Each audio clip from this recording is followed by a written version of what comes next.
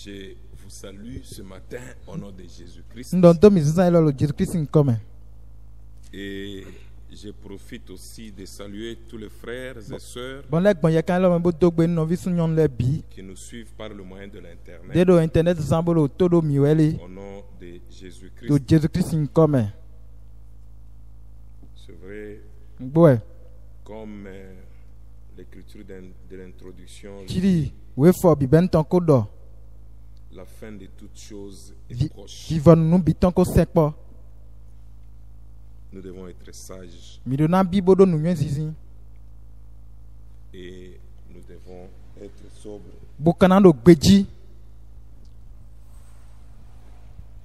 La fin de toutes choses est proche. Soyez donc sages et sobres pour vaquer à la prière. Ce n'est pas un congé, mais nous devons vaquer à la prière.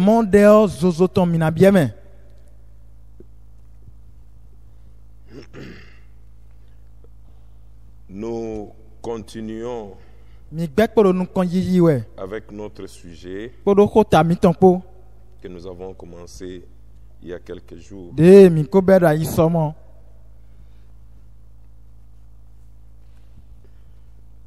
Et avant cela, nous allons nous adresser à notre Dieu. Je vous invite à vous mettre debout. Seigneur, notre Dieu, nous bénissons ton Saint-Nom et nous te rendons gloire ce matin pour l'occasion que tu nous as donnée d'être dans ton maison. Père, comme ta parole dit, là où 2 ou 3 sont réunis à mon nom, je suis au milieu d'eux. Oui, Père, ce matin, nous sommes en ces lieux pour t'adorer, pour élever ton nom. Père Céleste et Dieu Tout-Puissant, c'est vrai, tu n'as jamais changé. Tu es le même hier, aujourd'hui et éternellement. Tu n'es pas seulement un Dieu de près, tu es aussi un Dieu de loin. Bénis tous nos frères et sœurs qui sont dans des maisons, partout dans le monde, ceux qui nous suivent au moyen de l'Internet. Seigneur, donne pouvoir leur donner l'entendement, la révélation de ta parole. Bénis notre assemblée. Bénis notre pays. Nous recommandons toutes choses en tes mains. Au nom de notre Seigneur et Sauveur Jésus-Christ. Amen. Nous lirons dans Nombre chapitre 21.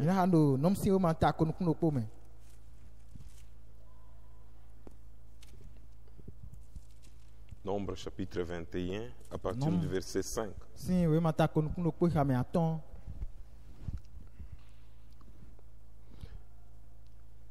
Je pense que l'enregistrement va bien. Merci.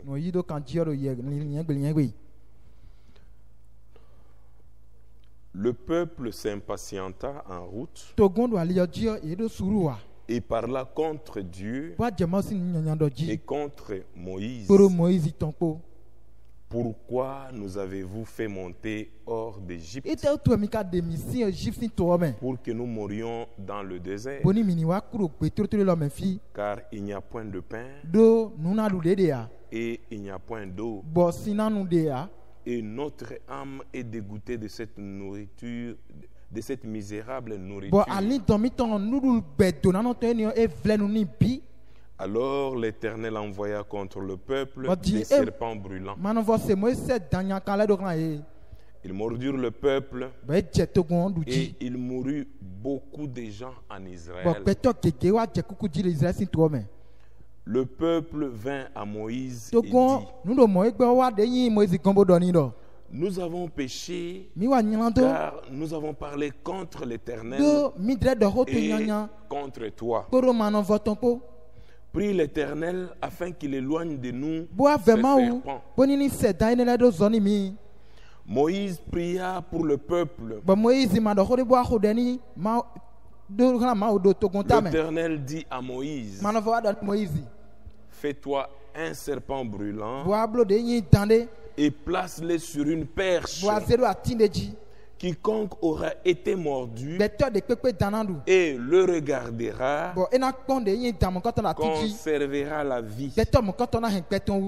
Moïse fit un serpent de rein et le plaça sur une perche.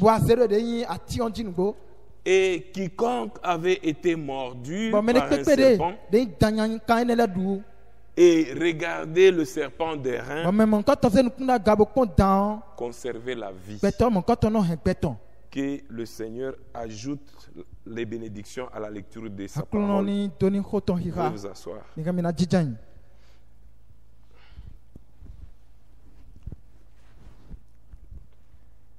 Oui, ce matin, nous voulons un peu conclure notre sujet qui parle de détourner les yeux du monde, détourner les yeux des credos pour regarder à Jésus.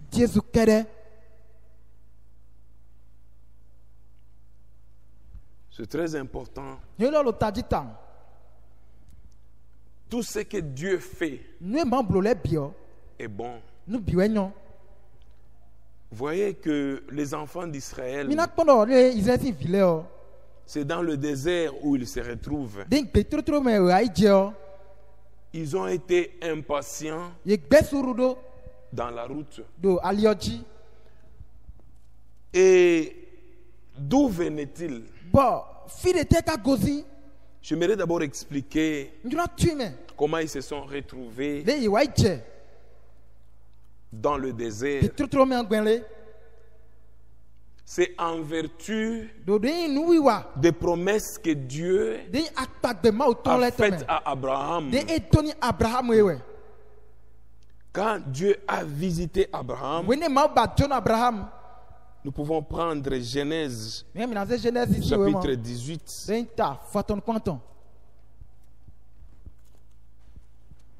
Genèse chapitre 18, à partir du verset 1er au verset 19. L'Éternel lui apparut par les chaînes de Mamré, comme il était assis à l'entrée de sa tente pendant la chaleur du jour. Il leva les yeux et regarda. Et voici 3 hommes étaient debout près de lui. Quand il les vit, il courut au-devant d'eux depuis l'entrée de la tente et se prosterna à terre. Et il dit, Seigneur, si j'ai trouvé grâce à tes yeux, ne passe point, je te prie, loin de ton serviteur. Permettez qu'on apporte un peu d'eau pour vous laver les pieds et reposez-vous sous cet arbre. J'irai prendre un morceau de pain pour fortifier votre cœur. Après quoi, vous continuerez votre route. C'est pour là que vous passez près de votre serviteur. Ils lui répondirent, fais comme tu l'as dit. Abraham était comme une maison au bord d'une voie où tous les passants devaient faire un stop. Et quand Abraham a vu les 3 hommes venir, Mon frère, ma soeur, donc Abraham ne les a pas laissés passer. Abraham a dit, non, arrêtez quand même. Reposez-vous sous mon toit. Donc ici, Abraham a appliqué l'hospitalité. Et cette hospitalité lui a produit donc la promesse. Abraham, c'était un homme qui était âgé. Et pendant qu'il a reçu les hommes de Dieu, et il a reçu l'Éternel lui-même,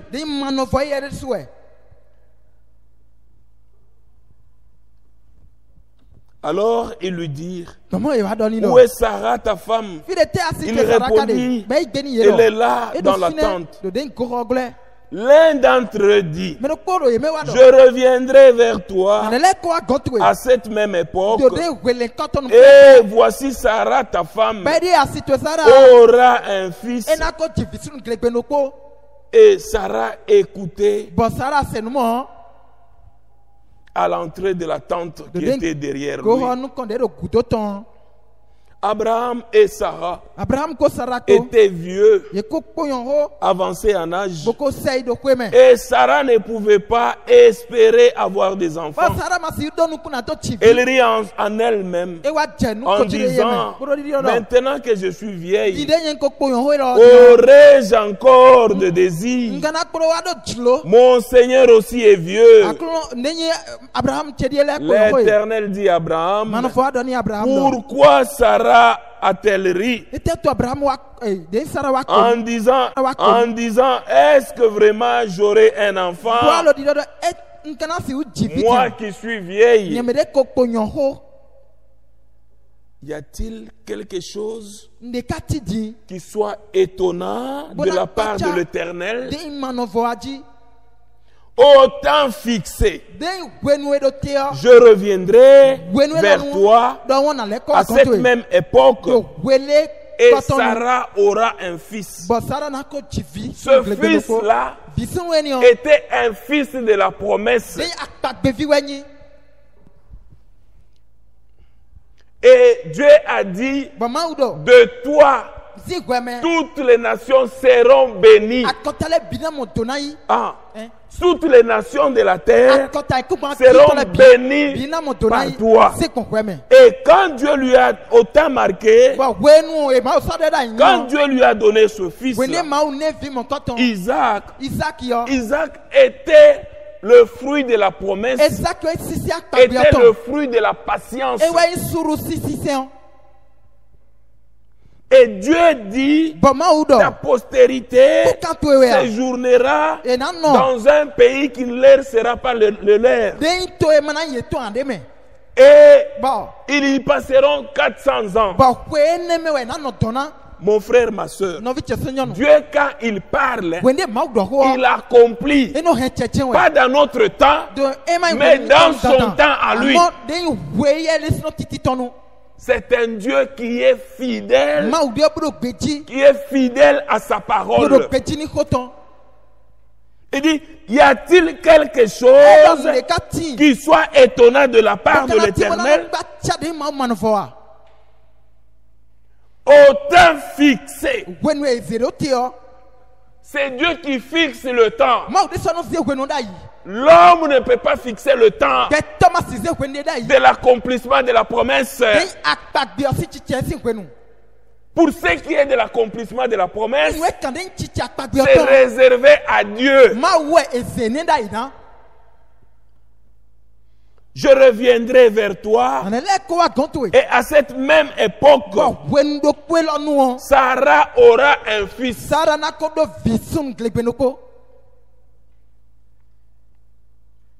C'est comme ça, notre Dieu, c'est lui qui fixe le temps. Voyez que quand Dieu finit avec Abraham, et il voulait partir, à un certain moment, il s'est dit, au verset 17,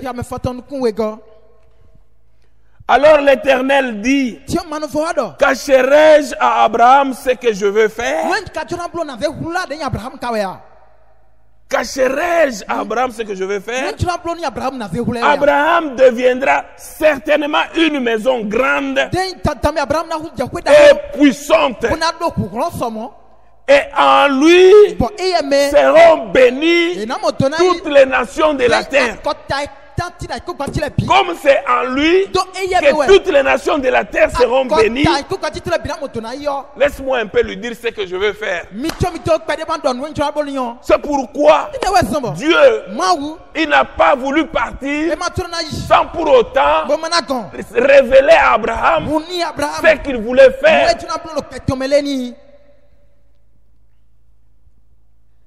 Verset 19. Car je l'ai choisi. Dieu a choisi Abraham avec un but qui est clair. Il dit, je l'ai choisi afin qu'il ordonne à ses fils, lui qui était stérile, lui qui n'avait pas des enfants, lui qui était vieux, mais Dieu lui le voit avec des enfants, le voit avec une postérité. Il dit, car je l'ai choisi afin qu'il ordonne à ses fils et à sa maison après lui de garder la voie de l'Éternel. Nous devons garder la voie de l'Éternel. Comment? En pratiquant la droiture et la justice, et qu'ainsi l'Éternel accomplisse en faveur d'Abraham les promesses qu'il lui avait faites. Amen. Et l'Éternel dit, maintenant il commence à dire à Abraham pourquoi il est passé par là. Il commence maintenant à lui expliquer. Il dit, écoute Abraham, les cris contre Sodome et Gomorrhe, c'est accru. Et leur péché est énorme. Mon frère, ma soeur, Dieu ne tolère pas le péché. Même vous qui êtes dans des maisons, gardez la parole de Dieu. Gardez la voie de l'Éternel.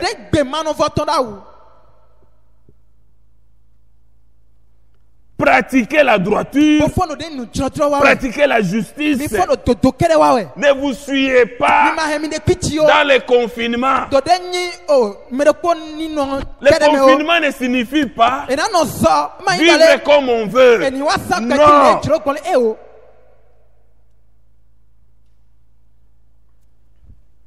L'Éternel dit, le cri contre Sodome et Gomorrhe s'est accru et leur péché est énorme. C'est pourquoi je vais descendre et je verrai s'ils ont agi entièrement selon le bruit venu jusqu'à moi. Et si cela n'est pas, je le saurai. Amen. Maintenant, quand Dieu s'est révélé à Abraham, Abraham directement, il a tiqué. Il s'est rappelé de son neveu Lot. Abraham dit au verset 23, Abraham s'approcha et dit, feras-tu périr le juste avec le méchant? C'est vrai que le rapport est venu vers toi. C'est vrai que tu as vu que le péché s'est accru. Mais feras-tu périr le juste avec le méchant?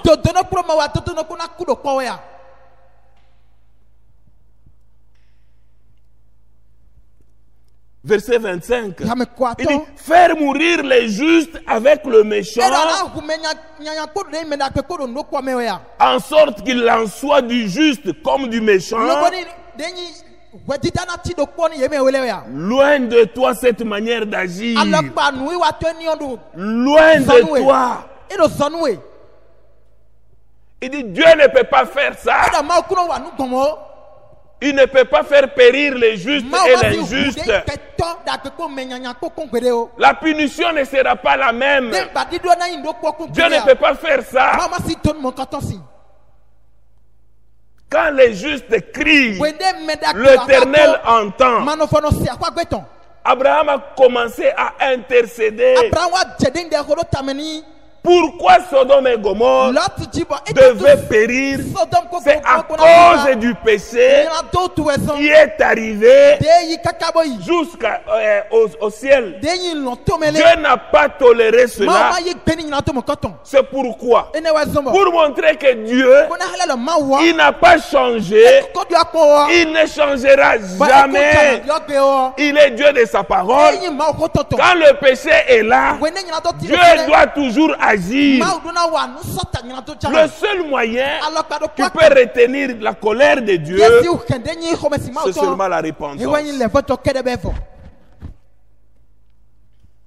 N'oubliez pas que Abraham a eu la promesse. Puisque je vais juste vous retourner en arrière pour que vous puissiez comprendre notre sujet. Abraham a commencé à intercéder. Il dit Seigneur, si dans la ville il y a 50 justes,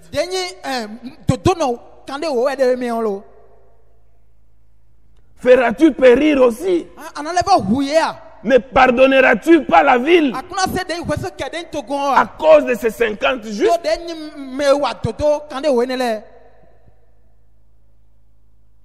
Les justes retiennent la colère de Dieu. La présence des justes réduit même les dégâts. Abraham a intercédé. Il dit, mais si j'en trouve 50, la ville ne périra pas. Oh, si tu en trouvais 45, il dit non, je ne le ferai pas. Et 40, non, je ne le ferai pas. Peut-être tu en trouveras 30. Il dit non, je ne le ferai pas. Peut-être tu en trouveras 20. Il dit à cause de ces 20, je ne le ferai pas. Mais si tu en trouvais 10, il dit, à cause de ces 10-là, la ville ne périra pas. Amen. Amen.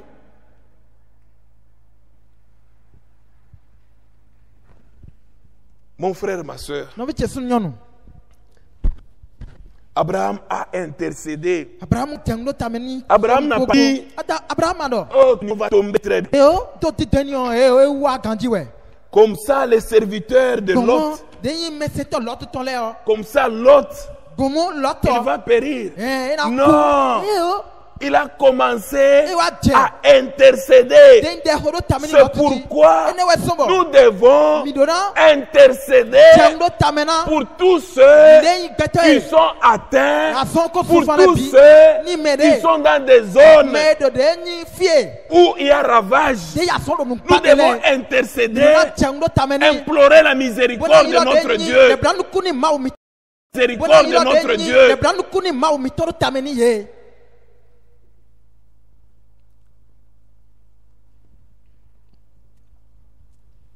Et il intercéda.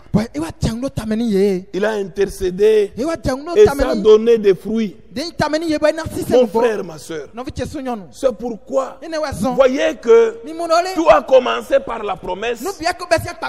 Maintenant, Abraham, après que cette période fut passée, il a eu le fils de la promesse qui était Isaac. Vous connaissez l'histoire. On va aller un peu vite. Et Isaac donna aussi naissance à Jacob. Et Jacob donna aussi Joseph. Joseph, aimé de son père, Son père l'aimait beaucoup. Joseph a eu même un songe où il a vu la lune et il a vu le soleil et il a vu 11 étoiles. Maintenant, il est venu partager le songe à son père. Il dit, voilà ce que j'ai vu. Son père lui dit, donc toi tu veux dire que moi et ta maman, avec tes frères, nous viendrons t'adorer. Il dit, je vois la lune, le soleil et 11 étoiles autour de moi. Il dit, donc, toi tu veux dire que nous allons t'adorer. Dieu est Dieu de sa promesse. Et Joseph, comme il avait toujours des songes et autres là, et quand vous lisez bien, vous verrez que ses frères l'ont même haï. Joseph, si vous voyez bien sa lignée, donc au début, on voit que Sarah, elle était stérile. Sarah était stérile et qui donna naissance à Isaac. Isaac aussi s'est marié avec Rebecca et ils ont pris aussi de temps. Donc puisque Rebecca aussi était stérile et jusqu'à ce qu'Isaac a prié, Dieu a ouvert pour que Rebecca ait des enfants. Elle a eu aussi des enfants. Et mon frère, ma soeur, vous voyez que et de là naquit Jacob. Et Jacob aussi, il avait 2 femmes. Donc celle qu'elle aimait était stérile. Et vous voyez, et de celle-là est sorti Joseph. Est sorti Joseph. Et quand Joseph est né, Joseph, il était tellement aimé de son père. Il était aimé. Et ses frères sont devenus jaloux. Et Jacob a envoyé Joseph. Il dit, va voir tes frères. Puisque ses frères étaient des bergers. Il dit, va voir tes frères. Là où comment ils vont. Comme ça tu vas leur donner à manger. Et tu viendras me dire quelle est leur santé. Et il est parti. Quand il arrive là, ses frères le voient. Ils disent, voici le voyant des songes. Il est là. Maintenant, ils ont comploté. Ils ont comploté pour pouvoir le tuer. Maintenant, quand ils ont comploté, là, ils se sont dit, non, nous devons le tuer. Et comme ça, donc on n'aura pas à entendre tout ce qu'il dit là. Mon frère, ma soeur, quand Ruben a entendu cela, Ruben n'était pas d'accord. Ruben n'était pas d'accord. On a pris Joseph. On l'a mis dans une citerne. Et on a enlevé sa tunique. On y a mis du sang. Et on a envoyé à Jacob que non, ton fils est mort. Jacob a pleuré. Inconsolable. Inconsolable. Il a pleuré son fils. Et voyez, maintenant, imaginez là où il était dans la citerne. Judas regarde. Mais qu'est-ce que nous allons gagner en le laissant dans la citerne? Il voit ceux qui achetaient les esclaves. Il dit, voici ces marchands. Nous pouvons les vendre. Comme ça, nous avons quelques pièces de monnaie. On a vendu Joseph. Joseph a été vendu. Il est parti en Égypte. Il se retrouve en Égypte. En Égypte, là où il est arrivé, Joseph. Comme l'étoile était sur lui, il fallait que promesse de Dieu s'accomplisse. Mon frère, ma soeur, ça peut prendre du temps. Mais au temps fixé par Dieu, ça doit s'accomplir. Dieu, lui, il est fidèle à sa parole. Même le bien qui arrive dans notre vie, nous devons toujours glorifier Dieu. Tout ce que Dieu fait est pour notre bien. Il n'y a rien qui peut échapper au contrôle de notre Dieu. Dieu peut susciter même tes ennemis pour faire accomplir sa parole. Pourquoi? Parce qu'il est Dieu. Lui connaît la fin avant même le commencement. Même avant que tu commences à pleurer, même avant que tu commences à prier, Dieu savait déjà la suite. Dieu connaît déjà la fin. Dieu a déjà déterminé le temps. C'est un Dieu fidèle. C'est pourquoi il est différent d'un homme. Les hommes changent. Mais Dieu ne change pas. L'homme peut te promettre. À tel mois, rappelle-moi, je vais faire ça pour toi. Mais tu arrives, il commence à t'expliquer. Mon frère, c'est vrai, je t'ai promis. Mais les affaires ne vont pas bien. Parfois, c'est toi-même qui se gêne. Tu te dis, avec ces confinements,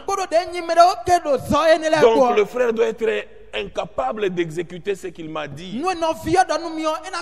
Toi-même, tu regardes, tu dis que ah non, ça ne va pas.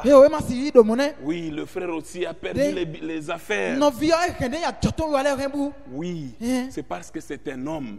Mais Dieu, lui, quand il fixe le temps, il est fidèle. Ce qu'il a dit doit s'accomplir.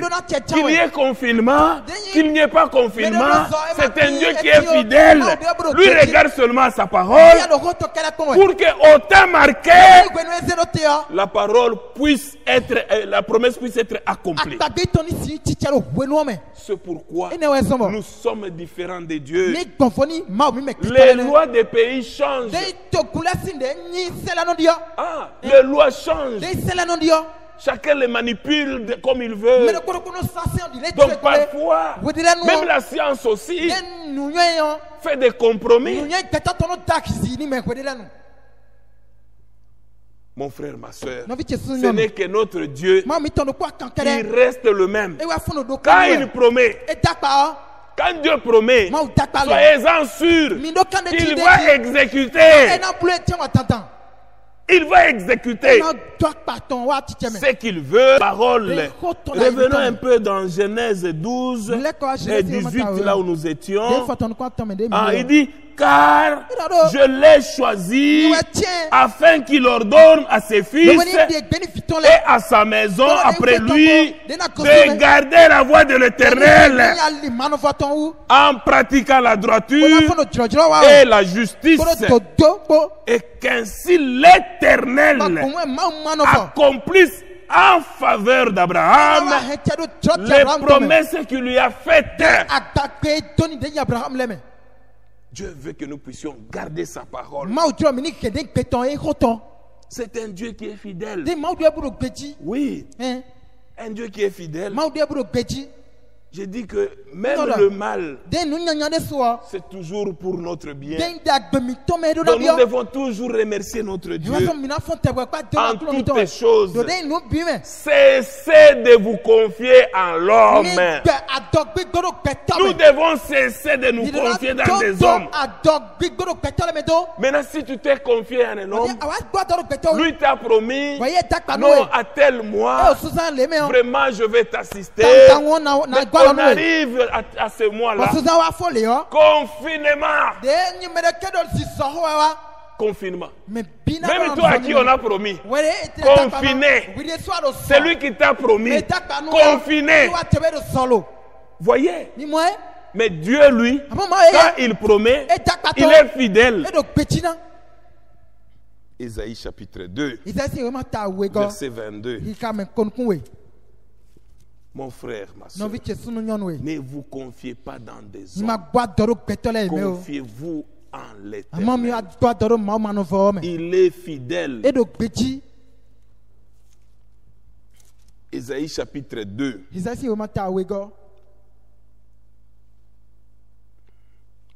Au verset 22. Cessez de vous confier en l'homme.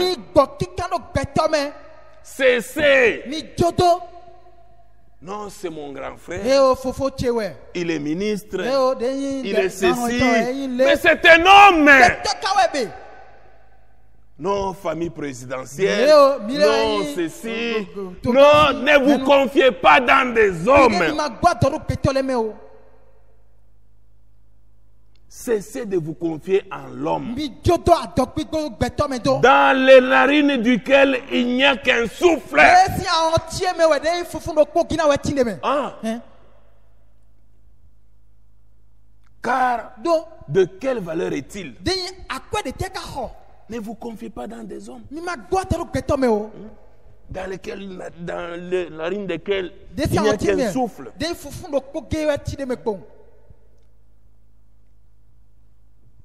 Confiez-nous à l'Éternel. Nous devons nous confier en l'Éternel.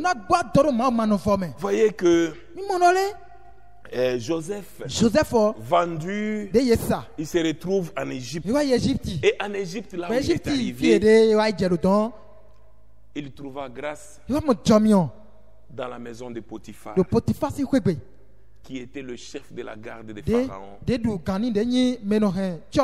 quand il s'est retrouvé dans cette maison, il trouva grâce aux yeux de Potiphar, qui lui confia tout ce qu'il avait. Il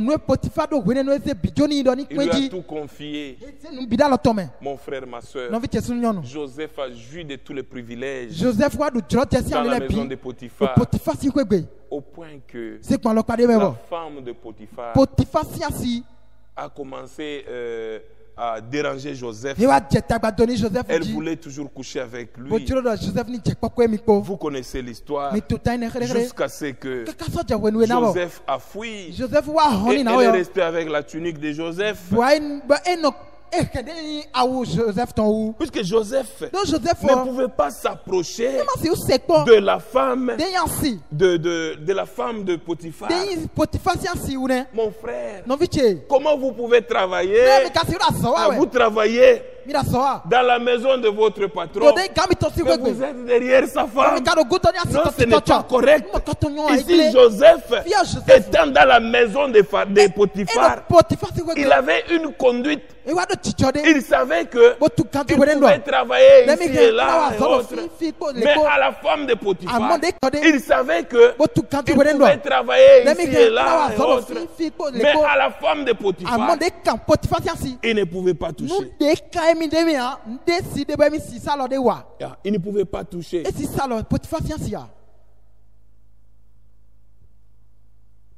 Vous allez voir. Et Abimelech, quand il a vu Sarah, bien qu'il a posé la question, qui est celle-ci? Abraham lui a dit, c'est ma soeur.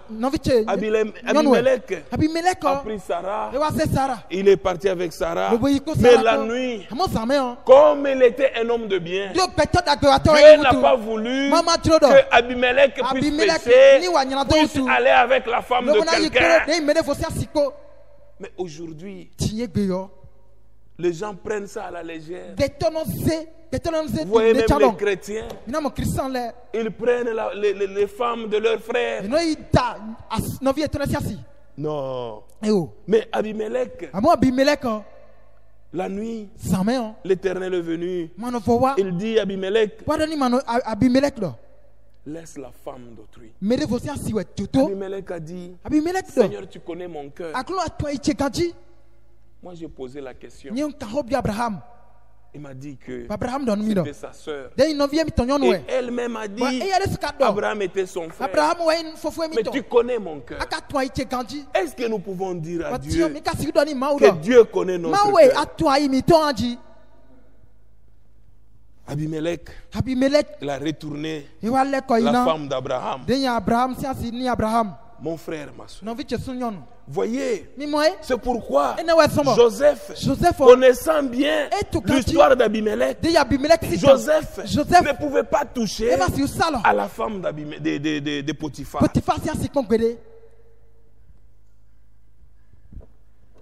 Fuyez le péché. Et c'est pourquoi Joseph, sachant bien cette écriture, il a fui le péché. Et la femme, là où elle était, elle a gardé la tunique dans sa méchanceté. Vous connaissez l'histoire. Elle a parlé à mal de Joseph. Puisque vous pouvez jouer avec toutes choses. Mais quand vous touchez la femme de quelqu'un, cet homme-là ne peut pas vous pardonner. Et c'est pourquoi Potiphar, il a chassé Joseph. Il se retrouve en prison. Et même en prison, là où il est parti, il trouva grâce en prison. Mon frère, ma soeur, tout cela était toujours dans le plan de Dieu. C'était toujours dans le plan de Dieu. Pendant ce temps, l'horloge prophétique était en train d'aller doucement. Les engrenages prophétiques, comme le frère Branham le dit, on peut lire dans Israël partie 4. Israël et l'Église. Quatrième partie, la traduction de Shekinah, à la page 3, paragraphe 17. Il dit ceci: Dieu avait promis à Abraham que sa postérité séjournerait 400 ans dans un pays étranger, mais qu'elle en sortirait par une main puissante. Amen. Donc même tout ce qu'il y a eu là, les difficultés de sortie d'Égypte, Dieu voulait que ça se fasse par une main puissante, pour que quand il va donner témoignage, qu'on puisse dire, ça c'est Dieu qui a fait. Notre Dieu ne veut pas que nous puissions l'aider. Non, bien-aimé, ne fabriquez pas les témoignages. Ne fabriquez pas les témoignages. Dieu, il est fidèle. Ah, nous n'allons pas l'aider.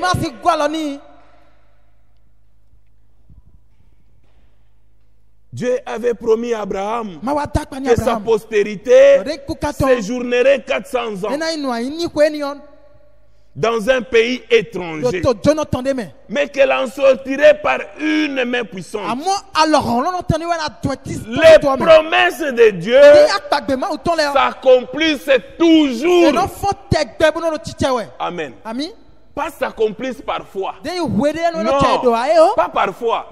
Ça s'accomplit toujours. Ce que Dieu a dit, quel que soit le temps, puisque lui, quand il dit, il a un temps fixé par lui-même.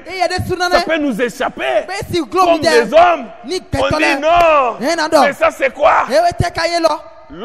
Si l'homme entre en danse pour bloquer l'accomplissement de sa promesse, de ta promesse, donc le temps n'est pas encore là. Le temps fixé par Dieu n'est pas encore là. Dieu voit que c'est encore immature. Ah, c'est encore immature. Toi, tu peux te décider. Tu te dis, attends-moi, je dois faire ça. Non, il faudrait ajouter, si Dieu veut.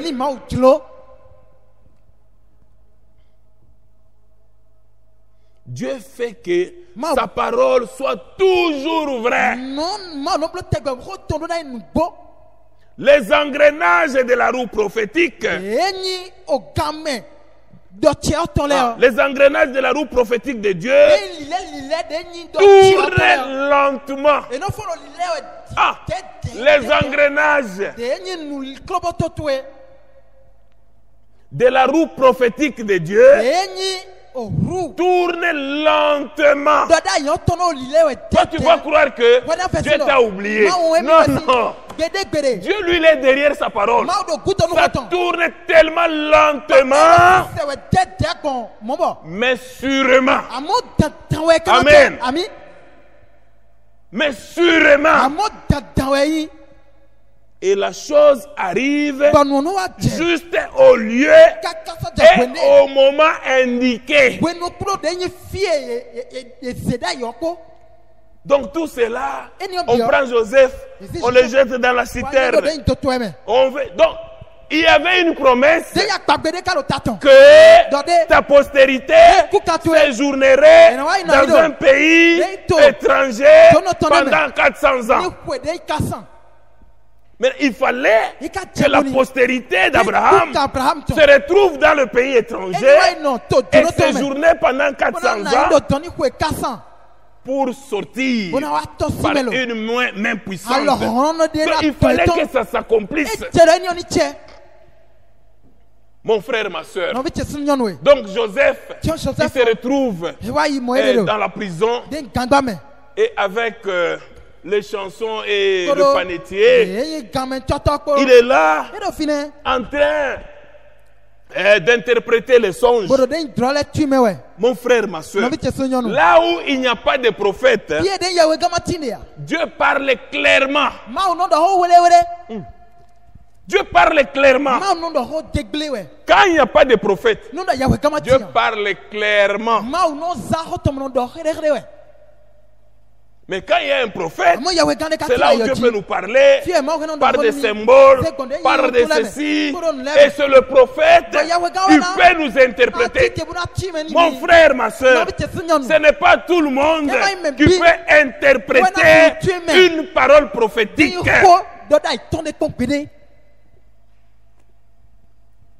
Il se retrouve là, en prison. Il a expliqué comment cela se ferait. Et tout s'est fait conformément à ce que Joseph a dit. Et maintenant, tous ces gens-là sont sortis. L'un est sorti et on l'a tué. Donc toutes les prophéties de Joseph se sont accomplies. L'autre est retourné en train de servir encore Pharaon. Et en sortant de la prison, Joseph avait dit, lorsque tu seras rétabli dans tes droits, quand tu arrives auprès de Pharaon, ne m'oublie pas. Ah, ne m'oublie pas. Souviens-toi de moi.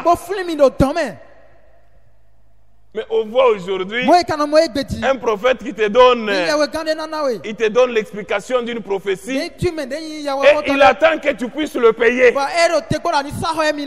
Il attend que tu puisses le payer. Non, ici, Joseph a dit, ne m'oublie pas. Lorsque tu seras là, vraiment il faut parler de moi. Mais quand vous lisez bien, la Bible dit, cet homme, quand il est sorti, il a oublié Joseph. Oui, mon frère, oui, ma soeur, les hommes peuvent vous oublier, mais Dieu, il ne t'oubliera jamais. Ils peuvent t'oublier.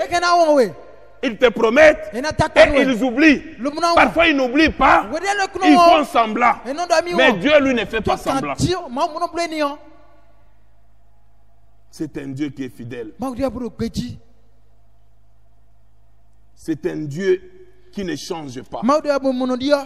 Ce qu'il a résolu, c'est ce qu'il fera. Les chansons sont sorties, les panetiers, tous. C'est lui qui se retrouva rétabli dans la maison de Pharaon. Il oublia Joseph. Seulement quelques années après, mais lui, Joseph, soupirait toujours en prison. Pharaon eut un songe. Il le tourmenta. Il a demandé, on peut lire Genèse 40 au verset 3. Après ces choses, il arriva que les chansons et les panetiers du roi du roi d'Égypte offensèrent leur maître, le roi d'Égypte. Pharaon fut irrité contre ces deux officiers, le chef des échansons et le chef des panetiers. Et il les fit mettre dans la maison du chef des gardes, dans la prison, dans le lieu où Joseph était enfermé. Le chef des gardes les plaça sous la surveillance de Joseph, qui faisait le service auprès d'eux. Et ils passèrent un certain temps en prison. Pendant une même nuit, les chansons et les panetiers du roi d'Égypte, qui étaient enfermés dans la prison, eurent tous les deux un songe, chacun le sien, pouvant recevoir une explication distincte. Joseph était venu le matin vers eux, les regarda, et voici, ils étaient tristes. Alors il questionna les officiers de Pharaon qui étaient avec lui dans la prison, la prison de son maître. Et il leur dit: pourquoi avez-vous mauvais visage aujourd'hui? Pourquoi? Ils lui répondirent: nous avons eu un songe et il n'y a personne pour l'expliquer. Joseph leur dit: n'est-ce pas à Dieu qu'appartiennent les explications? Amen. Les explications d'un songe n'appartiennent qu'à Dieu. Cher pasteur, ne vous faites pas spécialiste des explications des songes. Joseph dit: racontez-moi donc votre songe. Verset 13. Encore, donc le chef des extensions raconta son songe. Et Joseph lui dit: en voici l'explication. Le 3 sarments sont 3 jours. Encore 3 jours. Et Pharaon relèvera la tête et te rétablira dans la charge.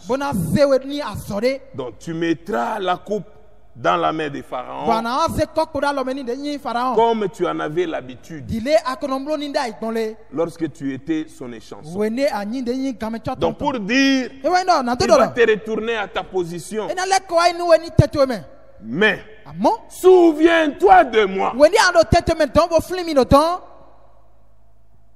quand tu seras heureux. Amen. Il dit: encore 3 jours, tu vas sortir, tu vas continuer ton travail de chanson auprès du roi. Mais souviens-toi de moi quand tu seras heureux. Puisque les hommes oublient beaucoup. Les hommes, ils oublient. Il dit: quand tu seras heureux, souviens-toi de moi. Pas que tu m'envoies l'argent, pas que tu prennes ma charge. Non. Quand tu seras, et montre, je te prie, de la bonté à mon égard. Parle à ma faveur à Pharaon. Amen. Tu peux être en prison aujourd'hui pour une cause. Dieu t'envoie là pour sauver quelqu'un qui est dans la prison, dont la cause n'a jamais été entendue. Et tu te retrouves là, il t'explique son problème, mais toi le tien, quand tu le vois, tu compares au sien, tu vois qu'il ne devait pas être en prison. C'est pourquoi il dit: mais lorsque tu seras heureux, souviens-toi de moi. Parlez à ma faveur. Parlez pour moi auprès de Pharaon. Et fais-moi sortir de cette maison. Mon frère, ma soeur. Mais cet homme ici, quand il est sorti, il oublia Joseph.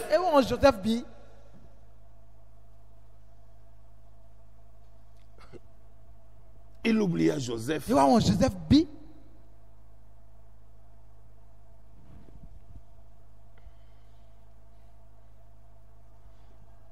Et quand il a oublié, maintenant il fut un temps, Pharaon a eu un songe. Quand Pharaon a eu le songe, il était troublé. Maintenant cet homme-là, il s'est souvenu maintenant de Joseph. Donc il s'est souvenu de lui seulement quand il y a eu des problèmes. Ah. Il se souvient de Joseph. Il dit à Joseph, il dit à Pharaon, il dit quand on était en prison, il y avait quelqu'un qui nous avait donné l'explication des songes qu'on a eus. Et cela s'est fait exactement comme il nous l'avait dit. Alors Pharaon a dit, allez amener le auprès de moi. On a amené Joseph auprès de Pharaon. On l'amène. On peut lire au chapitre 41 de Genèse. Le verset 8. Le matin, Pharaon eut l'esprit agité. Et il fit appeler tous les magiciens et tous les sages de l'Égypte. Il leur raconta ses songes. Mais personne ne put les expliquer à Pharaon. Verset 12. Non, verset 9. Alors le chef des échansons prit la parole et dit à Pharaon, je vais rappeler aujourd'hui les souvenirs de ma faute. Pharaon s'était irrité contre ses serviteurs et il les jeta en prison. Quand on s'est retrouvé en prison, nous eûmes l'un et l'autre un songe dans une même nuit. Verset 11. Et chacun de nous reçut une explication en rapport avec le songe qu'il avait eu. Il y avait là avec nous un jeune hébreu, esclave du chef de garde. Nous lui racontâmes nos songes et il nous les expliqua. Les choses sont arrivées selon l'explication qu'il nous avait donnée. Il n'y avait pas d'erreur. Aujourd'hui, les gens donnent des explications des songes. Le songe, au lieu de ça, il dit non, ça va s'accomplir en 2019. Ça n'arrive pas. Et ça arrive par hasard en 2021. Il dit, c'est ce que j'avais dit. Non. Quand Dieu dit, il y a de la précision. Joseph a dit, en 3 jours, tu seras libéré. Non, ce n'était pas après 5 jours. C'était après 3 jours que la chose est arrivée.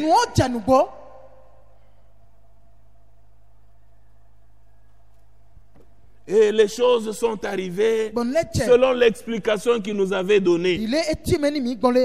Pharaon me rétablit dans ma charge et il fit pendre le chef des panétiers selon l'explication de ce songe. C'est pourquoi toute chose doit être toujours ramenée aux Écritures.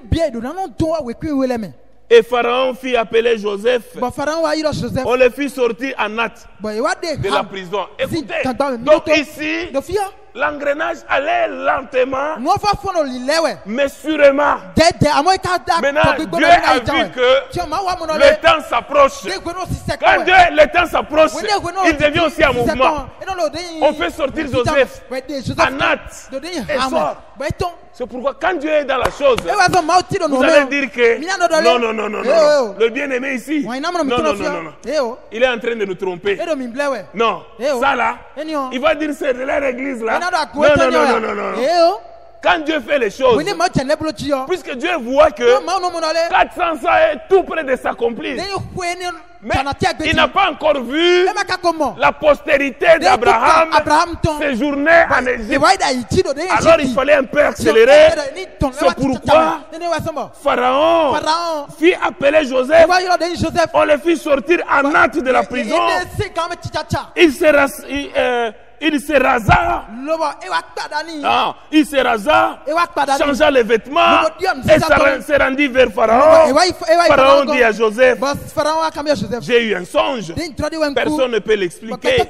Et j'ai appris que tu expliques un songe après l'avoir entendu. Écoutez ce que Joseph a dit.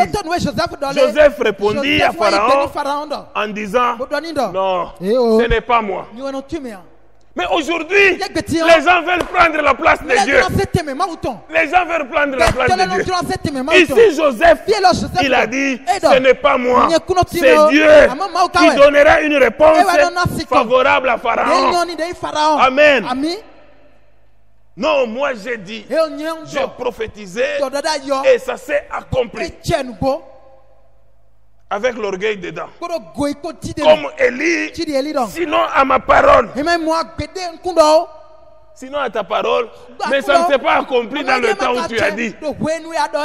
Ça s'accomplit à un autre temps. Tu dis non, ils ne veulent pas reconnaître. Le même Dieu qui a prié, la même mère reprendra. Non, c'est faux ça. Ne vous laissez pas intimider. Quand Dieu parle avec précision.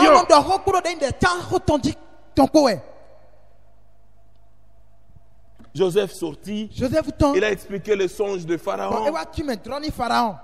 Joseph dit à Pharaon, au verset 25, toujours de chapitre 41, il disait que ce qui a rêvé Pharaon, ce qu'a rêvé Pharaon est une seule chose. Dieu a fait connaître à Pharaon ce qu'il va faire. Verset 32.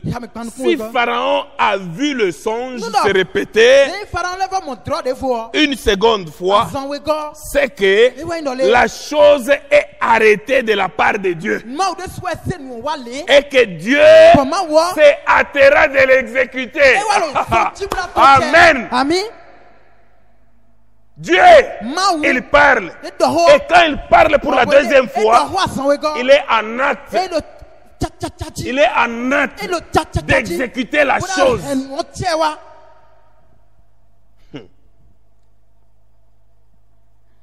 Et maintenant que Pharaon choisisse un homme intelligent et sage, qu'il le mette à la tête du pays d'Égypte, que Pharaon établisse des commissaires sur le pays pour lever 1/5 de récolte de l'Égypte pendant les 7 années d'abondance. Donc ici Joseph est en train de lui expliquer quelle attitude Pharaon devait prendre concernant le songe qu'il a eu. Et Pharaon au verset 38, verset 37 d'abord, ces paroles plurent à Pharaon et à tous ses serviteurs. Et Pharaon dit à ses serviteurs, trouverions-nous un homme comme celui-ci, ayant en lui l'esprit de Dieu? Nous avons besoin des hommes ayant en eux l'esprit de Dieu.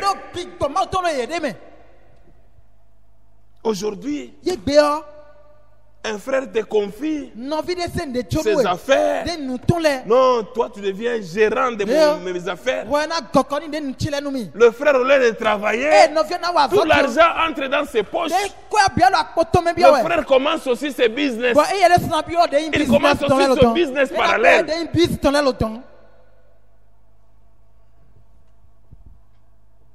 Pharaon dit à Joseph, puisque Dieu t'a fait connaître toutes ces choses, il n'y a personne qui soit aussi intelligent et aussi sage que toi.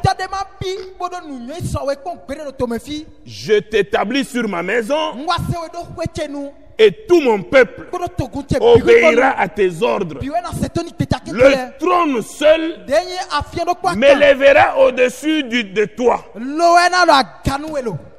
Donc tu peux tout gérer. C'est seulement le trône qui est au-dessus de toi. Mon frère, ma soeur, quand la grâce de Dieu est là, Dieu, il peut te bénir même là où tu ne peux pas espérer. Dieu peut te bénir même ailleurs, même à l'étranger. Il peut te bénir puisqu'il est Dieu qui est fidèle à sa parole. C'est un Dieu qui voit même le cœur de l'homme. Dieu a besoin des hommes et des femmes qui ont son esprit en eux. Et on a établi Joseph. Joseph est devenu responsable. Mon frère, ma soeur. Donc, Joseph étant là, après un temps, il eut maintenant la famine. La famine là, dont il avait parlé à Pharaon. Le temps arriva. Cette année d'abondance d'abord. Et puis cette année de pénurie ou de carence. Et c'est pendant la famine que maintenant Jacob il envoya ses fils. Il dit allez en Égypte. Aller chercher à manger. Et ils viennent. Ils se retrouvent en Égypte. Et quand ils arrivent en Égypte, et quand vous lisez bien la Bible, et ces gens ici, je vais couper l'histoire pour aller vite, et ils se retrouvent devant Joseph. Joseph les a reconnus. Mais eux n'ont pas reconnu leur frère. Et Joseph regarda. Il ne voit pas Benjamin. Il dit sûrement ces gens peuvent avoir fait le même jeu qu'il m'avait fait. Joseph dit, il dit, d'où venez-vous? Et quand ils se sont présentés, ils ont expliqué leur historique. Et Joseph était intéressé à connaître si Jacob était encore en vie. Et il a retenu, dit bon, ok, il leur a donné à manger. Il a donné à chacun sa berge, sa gerbe. Et puis quand ils sont partis, il a retenu, je pense qu'il a retenu un des enfants. Et maintenant, quand il l'a retenu, ils sont allés. Non, la première fois, il ne l'a pas retenu. Ils sont retournés. Il dit non, vous allez m'amener votre frère cadet. Je vais les voir. Et quand ils sont arrivés, ils racontèrent à leur papa, nous avons trouvé grâce devant un homme, celui qui est en charge de l'Égypte. Après Pharaon, c'est cet homme-là. Nous avons trouvé grâce. Et ils ont oublié que c'était leur frère Joseph. C'est pourquoi tout ce qui arrive, c'est toujours pour notre bien. Donc, quand on a expliqué au papa, et Ruben dit, mais cet homme veut que nous puissions aller avec Benjamin. Non, papa a dit, non, vous ne pouvez pas faire ça, puisque sinon, vous amènerez vraiment mon chevet dans la tombe. Et jusqu'à ce que Ruben a convaincu, le papa a lâché l'enfant. Ils arrivent devant Joseph. Joseph a compris que C'est vrai, c'était sa famille et il était dans la joie, mais il ne pouvait pas se maintenir. Donc ça, on verra dans une autre prédication. Et nous voyons Joseph qui retient Benjamin. Ruben a pleuré. Ruben était responsable. Ruben a pleuré. Non, si tu fais ça, ton serviteur, notre père, non, il risquerait d'entrer dans la tombe si vite. Nous avons déjà perdu notre frère Joseph. Mais perdre encore celui-ci, là c'est pousser ton serviteur, notre père, dans la tombe si vite. Joseph ne s'était pas ressaisi. On coupe l'histoire jusqu'à ce qu'on a ramené Jacob. On l'a ramené en Égypte. Ils sont restés là. Mon frère, ma soeur. Et restant là, et après un temps, ils se sont multipliés. Et Joseph est mort. Les enfants d'Israël se sont multipliés. Le pharaon qui était là, il est aussi mort. Maintenant l'autre qui venait, ils ne reconnurent pas les frères de Joseph. Il est venu et les frères de Joseph ont commencé à être persécutés. La persécution a commencé. Ils ont souffert. Les Israélites ont souffert en Égypte. Tout ça, l'horloge de Dieu, les engrenages là, étaient en train de tourner. La roue prophétique était sur la marche. Il fallait que ce que Dieu avait promis à Abraham, que sa postérité séjournerait 400 ans dans un pays étranger. Il fallait que cela s'accomplisse.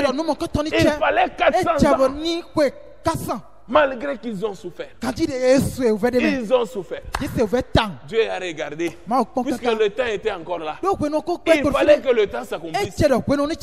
Jusqu'à ce que naquit Moïse, qui est né dans une période de persécution. Une période de persécution. Pendant que le temps s'approchait. Est-ce que quand le temps s'approche, il est dit que le temps est là? Non. Mais quand le temps s'approche, on voit des signaux, des indices. On voit les indices. Que ça, ça, le temps est en train de s'approcher. On voit les signaux. C'est comme maintenant, nous pouvons voir les signaux que notre Seigneur Jésus, il est réellement à la porte. Quand nous voyons le réchauffement climatique, le réchauffement climatique, la pandémie, nous avons déjà entendu des guerres, des bruits de guerre. Mais nous, comme enfants de Dieu, nous devons tourner nos yeux, nous devons regarder à l'horloge prophétique qui est Israël. Israël est déjà dans sa patrie, mon frère, ma soeur. C'est pourquoi le confinement ne nous permet pas de vivre n'importe quoi. Comment tu peux te retrouver confiné avec la femme de quelqu'un? Pendant ce confinement ici, où les gens cherchent la face de Dieu, maintenant c'est toi maintenant tu cherches à t'essuyer. Non. Et les enfants d'Israël ont souffert. Ils ont souffert. Moïse est né. Et quand Moïse a grandi, 40 ans, on lui parla de ses frères. Il voulait faire justice. Et ça n'a pas tenu. Il s'est retrouvé. Il a fui en Égypte. Et il a fui dans le désert. Et dans le désert, là où il est parti, 40 ans plus tard, Dieu lui apparut dans une buisson. Il lui apparut dans une buisson et lui donna un mandat. Le mandat. Il lui confia un mandat divin. C'est vrai. Beaucoup de gens disent toujours, Dieu m'a parlé. Mais quand Dieu parle, mon frère, quand Dieu parle, non, les enfants d'Israël se plaignaient toujours. Non, Moïse, pourquoi toujours toi qui dois venir nous dire que Dieu a dit? Non, nous voulons que Dieu nous parle aussi. Mais quand Dieu a dit, appelle tous les enfants d'Israël, qui viennent maintenant, je veux leur parler. Et quand Dieu a parlé, ils sont tous tombés et ils ont dit prochainement, il faudrait que Dieu te parle.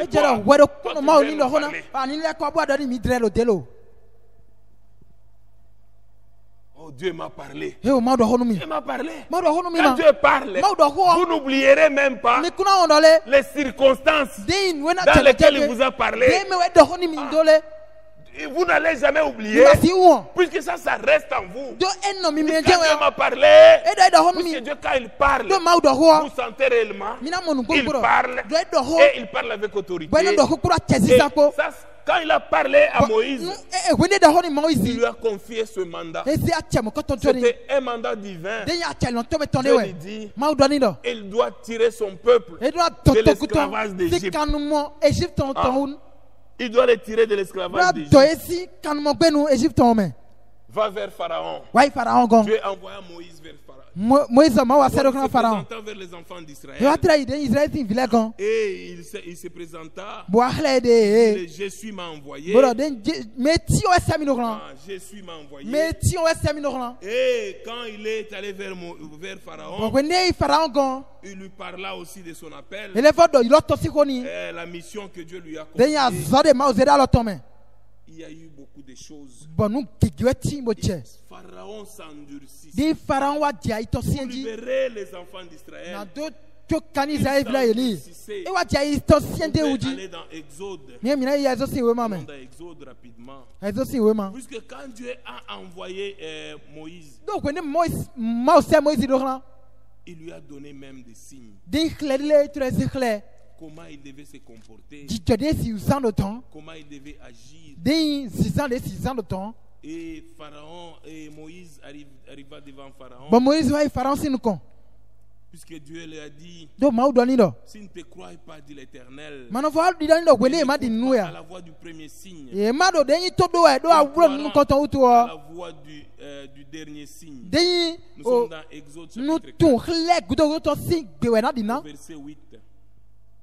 Au verset 8 et 9. Si ne crois pas même à ces deux signes, et n'écoute pas à ta voix, tu prendras de l'eau, tu la répandras sur la terre, et l'eau que tu auras prise deviendra du sang. Et tout se fit tel que Dieu l'avait dit. Et quand vous lisez bien, vous verrez qu'il y a plusieurs miracles que Moïse a fait devant Pharaon, devant les Égyptiens. Moïse, par le mandat que Dieu lui a donné, donc il y a eu beaucoup de miracles qui se sont faits. Et quand on prend même Exode 7, Exode chapitre 7, verset 26 à 29. Là, l'Éternel frappa l'Égypte des grenouilles. Il frappa l'Égypte des grenouilles dans la maison de Pharaon.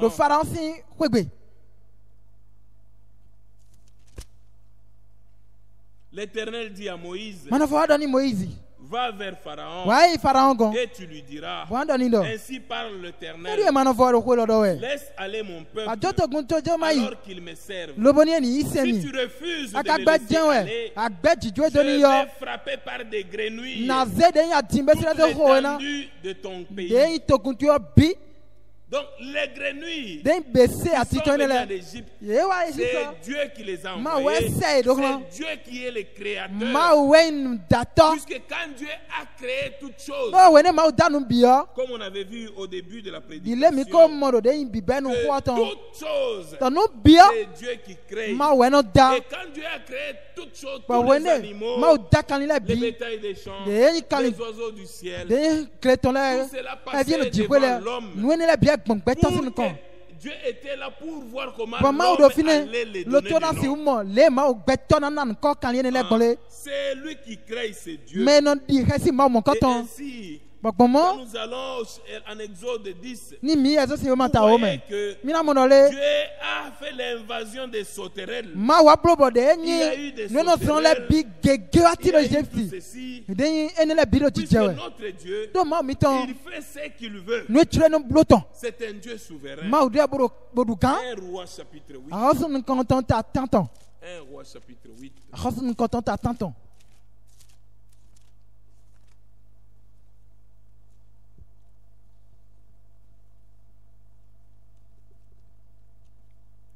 1 Roi chapitre 8.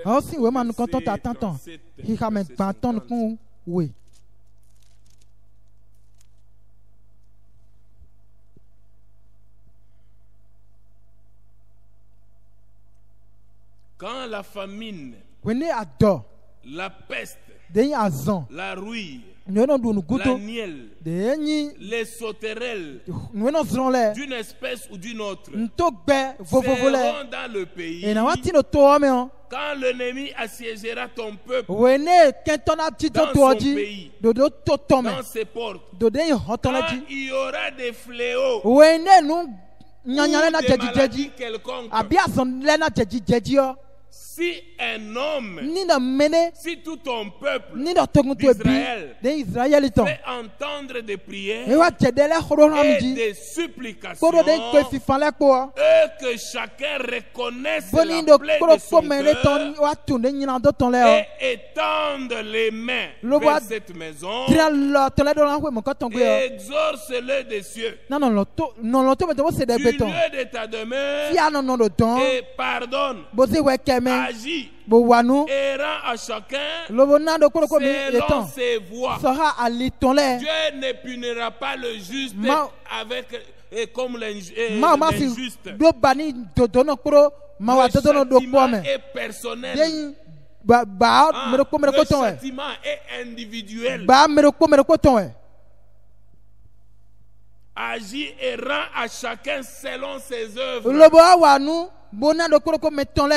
Toi qui connais le cœur de chacun, car seul tu connais le cœur de tous les enfants des hommes. Ainsi, ils te craindront tout le temps qu'ils vivront dans le pays que tu as donné à nos pères. Quand l'étranger qui n'est pas de ton peuple d'Israël viendra dans un pays lointain à cause de ton nom. Quand on saura que ton nom est grand, ta main forte et ton bras étendu, quand il viendra prier dans cette maison, exauce-le des cieux du lieu de ta demeure et accorde à cet étranger tout ce qu'il te demandera, afin que tous les peuples de la terre connaissent ton nom pour te craindre comme ton peuple d'Israël et sache que ton nom est invoqué sur cette maison que j'ai bâtie. Quand ton peuple sortira pour combattre son ennemi en suivant la voie que tu lui as prescrite, s'ils adressent à l'Éternel de prière, les regards tournés vers la ville que tu as choisie et vers la maison que tu as bâtie en ton nom, exauce des cieux leurs prières et leurs supplications et fais leur droit. Quand ils pécheront contre toi, car il n'y a point d'homme qui ne pêche. Quand tu seras irrité contre eux et que tu livreras à l'ennemi qui les amènera captifs dans un pays ennemi lointain ou rapproché. S'ils rentrent en eux-mêmes dans le pays où ils seront captifs, s'ils reviennent à toi et t'adressent des supplications dans le pays de ceux qui les ont amenés, et qu'ils disent: nous avons péché, nous avons commis des iniquités, nous avons fait le mal. S'ils reviennent à toi de tout leur cœur et de toute leur âme dans le pays de leur ennemi qui les ont amenés captifs, s'ils t'adressent des prières, les regards tournés vers le pays que tu as donné à leur père, vers la ville que tu as choisie et vers la maison que j'ai bâtie en ton nom. Exorce des cieux du lieu de ta demeure leurs prières et leurs supplications et fais leur droit. Pardonne à ton peuple ses péchés et toutes ses transgressions contre toi. Excite la compassion de ceux qui les retiennent captifs afin qu'ils aient pitié d'eux. Voyez, le problème, c'est d'avoir les yeux tournés vers Jésus. Et quand nous tournons nos yeux vers lui, il est compatissant. Mais nous, quand on voit les hommes sont toujours dans la peur. Non, la peur. Le frère Branham dit, toujours dans Israël, partie 4, la tradition des Shekinah, il dit au paragraphe 26, la plus grande chose que je reproche à l'église ce soir, c'est la peur. Les chrétiens, ils ont beaucoup peur. Tout le monde a une peur bleue de quelque chose. De quoi avez-vous peur? Nous devons craindre celui qui peut tuer ses corps et tuer l'âme. C'est virus-là que nous craignons. Mais aujourd'hui, les gens craignent plus le virus que Dieu. Si un homme est né de nouveau, il devrait être heureux. Quand un homme est né de nouveau, Branham dit, il devait être heureux, il devait être libre de tout souci. Libre de tout souci. Juste. Rien ne peut vous nuire. Rien. Ni les choses présentes, ni les choses futures. Rien ne peut nous séparer de l'amour de Dieu qui est en Christ. C'est Dieu qui l'a promis. On peut lire dans Romains chapitre 8. Qu'est-ce qui nous séparera de l'amour? En principe, dans le confinement, on devait commencer à chanter des cantiques. On devait glorifier le Seigneur. Maintenant, on a des chrétiens qui sont en congé. Ils font tout. Ils sont confinés. Non, c'est pas correct. Romains 8, 35. Qu'est-ce qui nous séparera de l'amour de Christ? Qui nous séparera de l'amour de Christ? Sera-ce la tribulation? Sera-ce la tribulation? Ou l'angoisse? Ou la persécution? Ou la faim? ou la nudité, ou le péril, ou l'épée. Rien ne peut nous séparer de l'amour de Christ. Même le coronavirus ne peut pas nous séparer de l'amour de Christ. Aujourd'hui, les Bibles sont cachées. Il y en a qui ne savent même pas là où ils ont mis leur Bible. Et quand on va dire on a réouvert les églises, il y en a qui ne vont même pas retrouver les Bibles. Ceux qui vont en retrouver, peut-être les Bibles sont déjà poussiéreuses. On ne les lit plus. Pourquoi? Nous sommes confinés. Confinement, ce n'est pas un congé.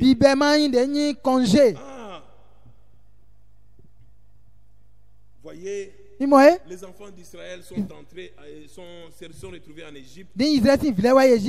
Et Dieu a envoyé à Moïse. Et tout s'est passé. Le temps est arrivé. Ils sont sortis. Ils arrivent dans le désert. Dieu prenait toujours soin d'eux. Et quand ils arrivent en désert, c'est là où nous avons maintenant lu dans Nombre chapitre 21. Voyez que Dieu, il est fidèle malgré le chemin qu'il a pris les enfants d'Israël. Son objectif, il fallait toujours que sa parole s'accomplisse. Le peuple s'impatientant en route et parla contre Dieu et contre Moïse. Pourquoi nous avez-vous fait monter hors d'Égypte pour que nous mourions dans les déserts? Il n'y a point de pain, il n'y a point d'eau, et notre âme est dégoûtée de cette misérable nourriture. Alors l'Éternel a envoyé contre le peuple des serpents brûlants. C'est l'Éternel qui a envoyé. Il dit ces serpents mordirent le peuple et il mourut beaucoup de gens en Israël. Le peuple vint à Moïse et dit, nous avons péché car nous avons parlé contre l'Éternel et contre toi. Prie l'Éternel afin qu'il éloigne de nous ces serpents. Moïse pria pour le peuple. Il pria pour le peuple. Moïse, le frère Branham dit au paragraphe 18, il dit que je crois que Moïse, en parfait type de l'organisation de l'Église, qui a manqué Dieu. L'église qui a manqué Dieu représente l'église dans ses échecs vis-à-vis de Dieu. Et Josué, le nouveau conducteur, il fit passer Israël de l'autre côté jusqu'à la terre promise. C'est parfait. Si nous considérons la manière dont Dieu agit là-bas, tout allait bien. Ils pensaient qu'ils étaient établis définitivement. Ils étaient établis définitivement. Mais lorsque le temps de la promesse approcha, s'éleva un pharaon qui n'avait pas connu Joseph. Les choses commencèrent à aller différemment. Et ce fut le temps de la délivrance. Quand les choses vont différemment, de la manière dont ça allait avant, c'est le temps de la délivrance qui approche. Et le peuple commença à gémir, à pleurer.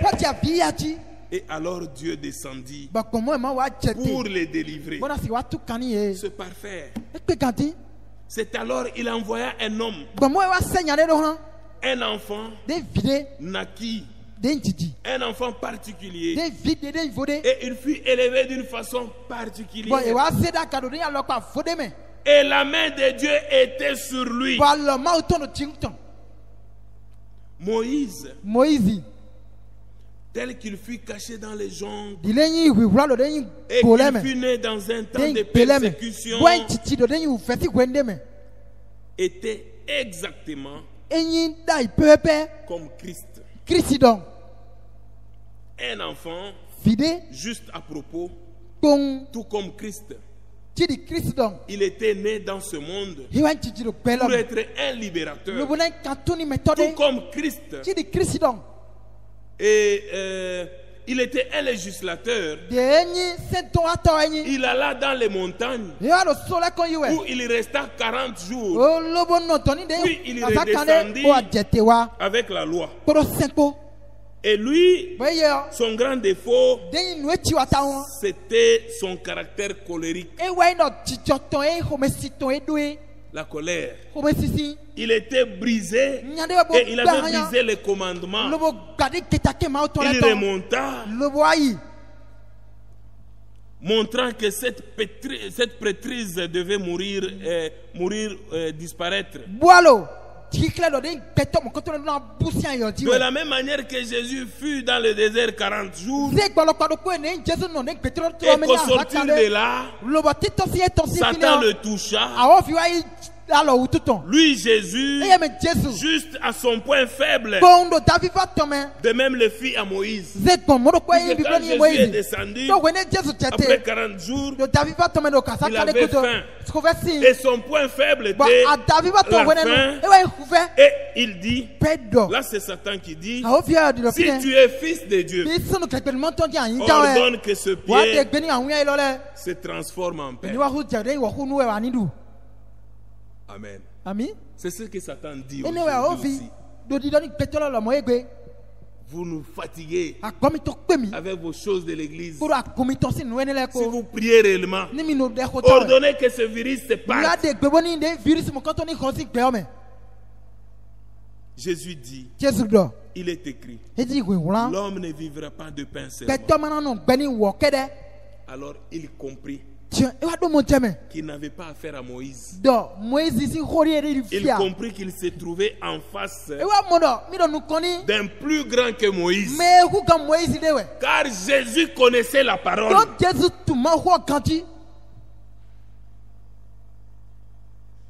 Il y a quelque chose que l'Église devait connaître aujourd'hui. C'est la parole de Dieu. Nous devons ramener toutes choses toujours à la parole de Dieu. Comment l'assembler et l'appliquer à votre cœur. C'est très important. Le peuple vint à Moïse et dit, nous avons péché car nous avons parlé contre l'Éternel et contre toi. Prie l'Éternel afin qu'il éloigne de nous ces serpents. Moïse pria pour le peuple. L'Éternel dit à Moïse, fais-toi un serpent brûlant et place-le sur une perche. Quiconque aura été mordu. Puisque c'est Dieu qui a envoyé ce serpent. Il dit, je ne les enlève pas. Mais fais-toi un serpent brûlant. Place-le sur une perche. Quiconque aura été mordu et le regardera conservera la vie. Amen. Jean chapitre 3. Verset 14. Mon frère, ma soeur. Jean chapitre 3, verset 14. La Bible dit,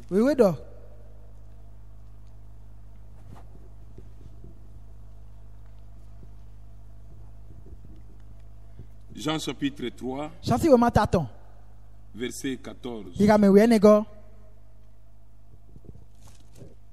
Nous lirons. Micha.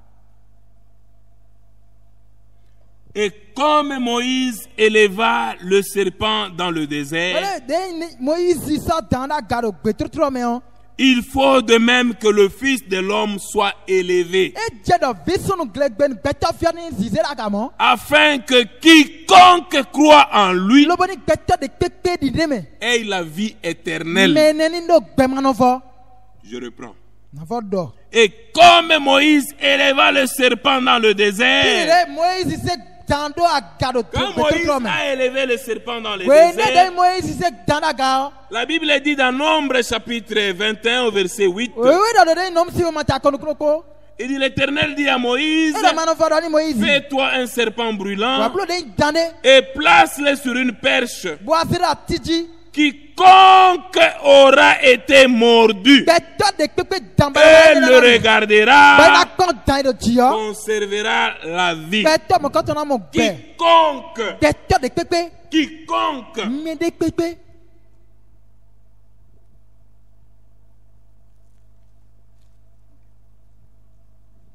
C'est ce qu'il dit encore dans Jean chapitre 3. Au verset 14, il dit, comme Moïse éleva le serpent dans le désert, il faut de même que le Fils de l'homme soit élevé, afin que quiconque croit en lui ait la vie éternelle. Quiconque croit en Jésus conserve sa vie. Car Dieu a tant aimé le monde qu'il a donné son Fils unique, afin que quiconque croit en lui ne périsse point, mais qu'il ait la vie éternelle. Que Dieu vous bénisse. Inclinons nos têtes, nous allons prier.